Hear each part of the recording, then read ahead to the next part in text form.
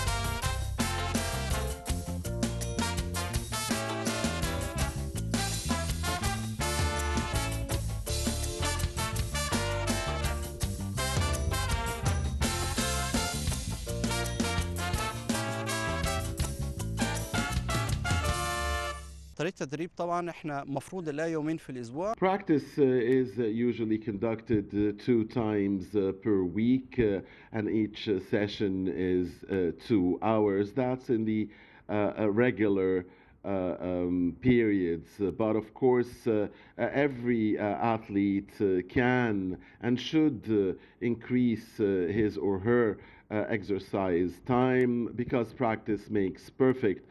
And during championship times, we sometimes practice every day and for extended hours, because again, practice makes perfect. Now, nationally, the most important championships are the Egypt Cup, the national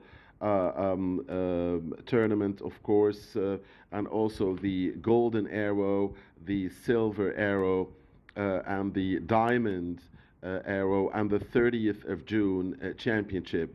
Regionally, we have the Arab Championship and the African Championship. They are very important, and of course, globally, the World Championships, and most important of all, the Summer Olympic Games tournaments.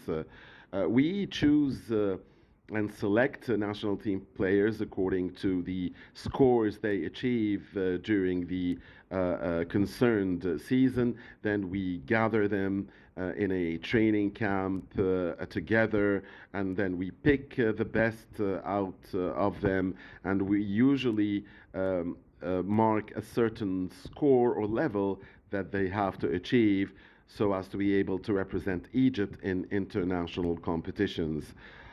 I think that concentration is the most important element in our sport. concentration represents 80% of the success in bow and arrow, in my opinion. You have to take care of the details, how your elbow is positioned, how your back is straightened, how you handle the bow and arrow. So again, the details, the technique, and the concentration are the key elements of success in our sport.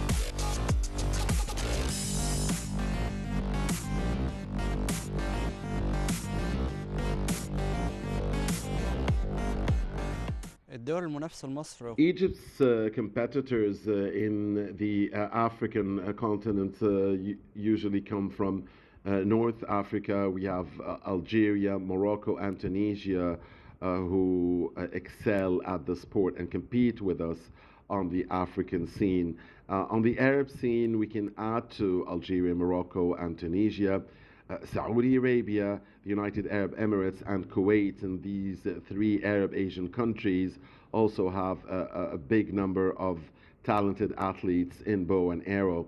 Internationally, of course, South Korea. The Koreans are the dominant force. Also, the Americans, the United States of America, has a very good team. And lately, we've seen Brazil and Japan making the big rise globally. Now, this is an individual sport, of course, bow and arrow.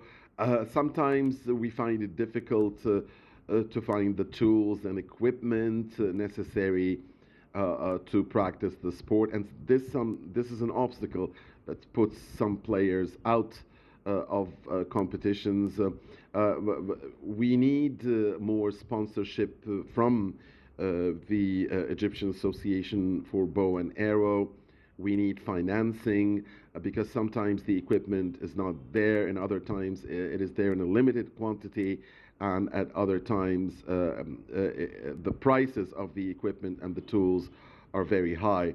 So we need financing, we need a sponsorship, we need more media spotlight, and we need to make for bigger prizes and awards for the winners of local competitions so as to be able to widen the base of the sport in Egypt. Now, my personal dream and the goal I'm working for is to one day represent Egypt in the biggest tournament of all, the Summer Olympic Games, and hopefully to grab a medal there. That is my absolute big dream.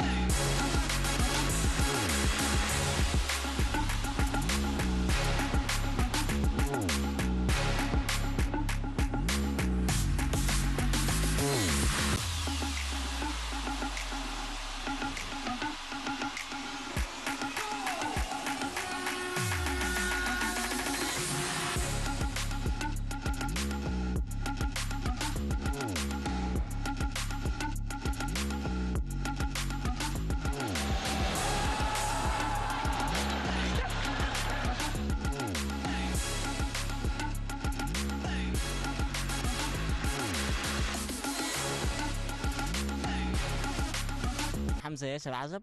My name is Hamza Yasser Azab. I'm 19 years old. I've been practicing bow and arrow for 6 years now, since I was 13.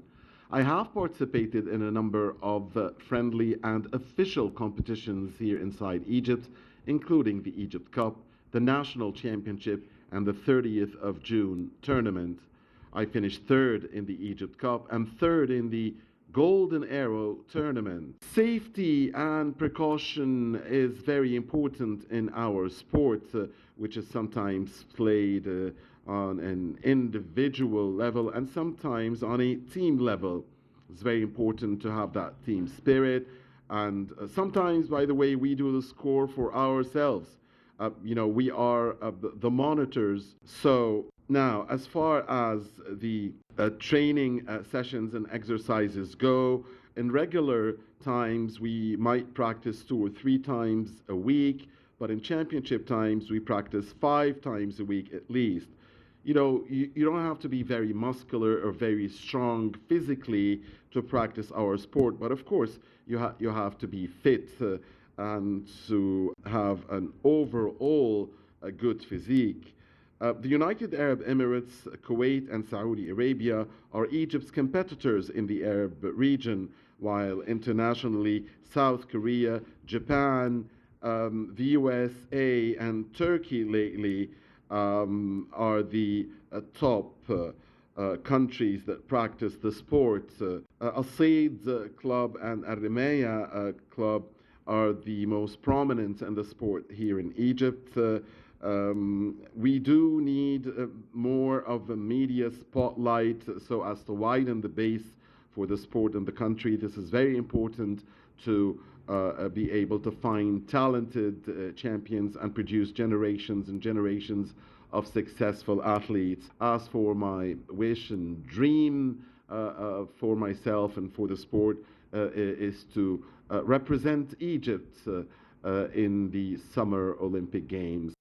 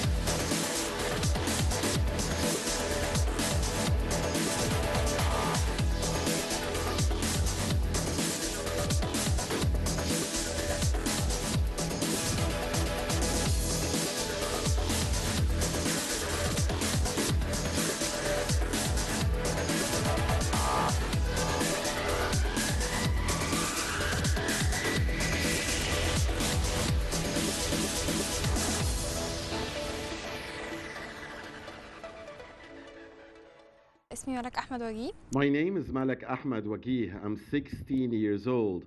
I started practicing bow and arrow 2 years ago. I have achieved medals in friendly tournaments, but I've yet to participate in official competitions, and that is a plan that my coaches are scheming for me, and I plan to participate in official competitions soon. Now, the most important and prominent players in the sport internationally are Brady Allison and Sarah Lopez, while here in Egypt we have Ali Hassan and Nada Azem. Our competitors in the African region stem from North Africa, namely Morocco, Tunisia, and Algeria, while in the Arab world, in addition to the three countries I mentioned, you have the United Arab Emirates, Saudi Arabia, and Kuwait. Internationally, of course, Korea, the United States, and Japan are the most dominant in the sport. The most prominent clubs here in Egypt that practice bow and arrow are Said and Al Ramaya and Al Furusiyya, or equestrian club.